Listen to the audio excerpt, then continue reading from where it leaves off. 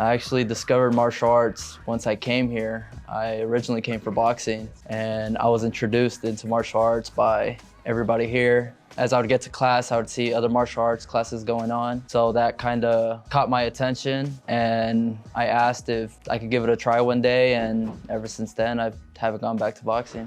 Well, I discovered martial arts by Chris was in an after-school program called Beyond the Bell, and he kind of invited me to come check out the karate place, which was currently in his garage at his house, so we didn't have the big studio you see behind me. We do a little bit of kickboxing, martial arts, and then we're barely starting to do jiu-jitsu with another person that also comes here. And I think my favorite one is the karate one, the American Kempo. It's my favorite one because it's not like other ones where like you see kind of like a lot of flipping or like special moves. It's kind of like, okay, this actually might happen, and like you could actually do this against a punch, and so that's why I like it the most. Our fighting style is point sparring, but then we also do boxing, kickboxing, and we're just starting to do Brazilian jiu-jitsu. So we're just kind of like dabbling into like other stuff, but like our main focus is point sparring and American Kempo. My first session with Ozzy was a bit intimidating for me, just because I was a white belt and he was a black belt, so that made me kind of nervous. But actually now I enjoy having class with Ozzy. Ozzy was really welcoming, and I think seeing him do drills kind of shows me what it's supposed to look like, you know, because he's been doing this for years. I think for myself, I kind of like the hardworking spirit in the room. Like if I see Anthony working harder than me, I don't like that. So I'll work 2 times harder than him, even if it's like for 10 seconds and I'll gas out. But it's like, as long as I did a little bit more than him in that time frame, like it'll make me happy, and it pushes him too. Ozzy, he's like the person who always like pushes me. Like I want to be able to like match, if not overtake him in like energy or just like in anything. He's kind of like been there as long as Mr. Dasalla, and he's just like fun, serious.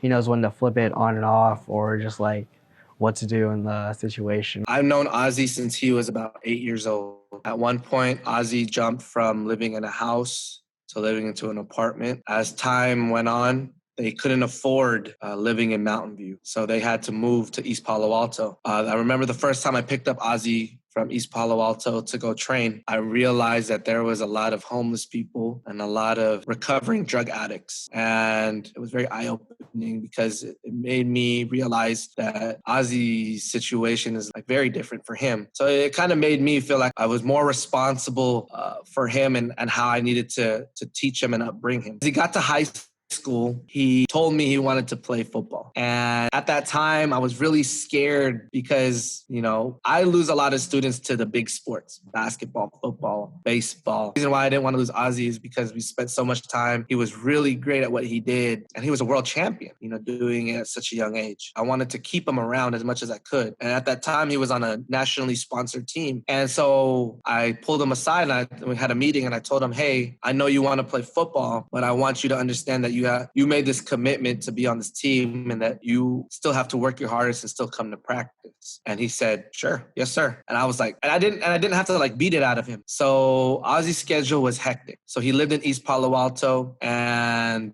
he had to bike. And then he would stay at school and do his thing there. And then he had football practice. He goes to school, he's mentally drained. He goes to football practice for 2.5 hours. He's physically drained. And then he would bike to the dojo in Mountain View, and he would train for about 1.5 hours to 2 hours, and then bike home. And it was hard because I didn't want to cut him a break. I didn't want to give him a pass because of what he was doing. This is the road that he chose. But he accepted it. He was getting good grades. And even at the end of his senior year, he got accepted to San Francisco State. And on top of that, he was still a world-class fighter and a great teacher with me. And for me, he was like my model student. I want to build 100 Aussies. I want everyone to struggle like Ozzy. I want everyone to have the same schedule. I want everyone to have the same training, because I saw what it did for him. And I saw the type of person, and he's just such a great person. Like if you ask any person that knows Ozzy in the karate world, or at least in our small little circle, they can just tell you the nicest things about him.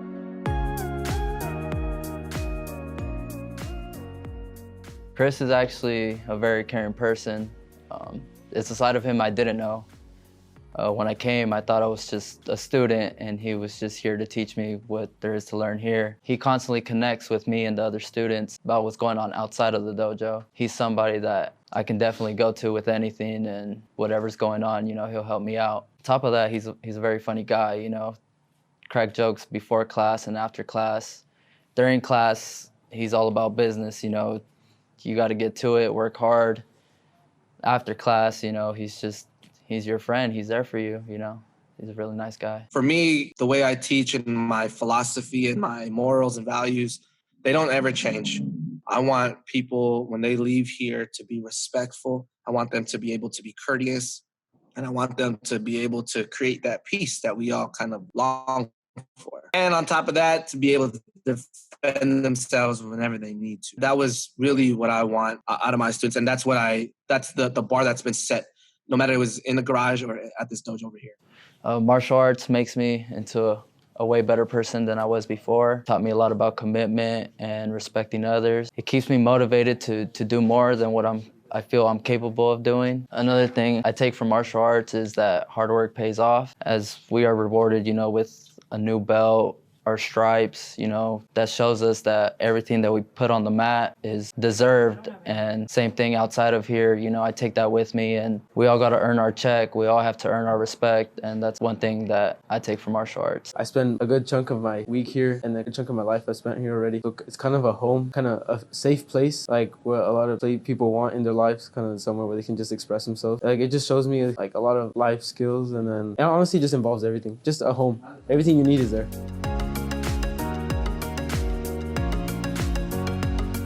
The community, I think, around here is basically just built on discipline, hardworking individuals. And it's kind of just like the simple things, like for discipline, kind of just saying your yes sirs, no sirs, even to people that we don't know. Like, I say it all the time.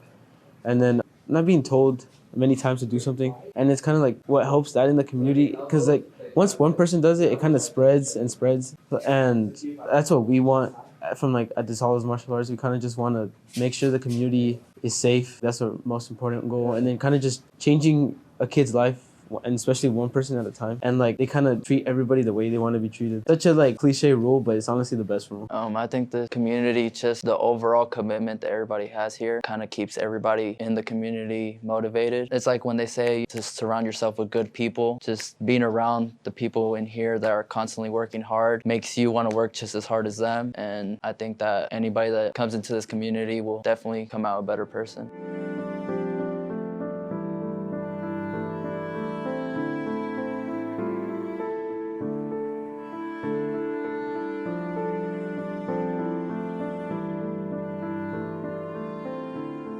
What has happened was it's made it very difficult to run a business because of this pandemic. And I'm not angry. I'm very much for people's health. And I understand that these are the guidelines that we have to follow. And I'm okay with that. It's not the end. It's only the end at 618 Hollenbeck Avenue. But Dasalla's martial arts lives through Ozzy. It lives through Ann. It lives through me and the rest of my students. I'm not going to stop teaching. If I have to find a rec center, a basement, another garage, I want to be able to spread my knowledge of what I know. We put so much love, we put so much care into everything that we do. We create programs and we taught seminars here. We were on our way of building something good in our community. And then it happened. It saddens me because this was a lifelong dream for me. And it saddens me because I got to live my dream and I feel like it might be taken away from me.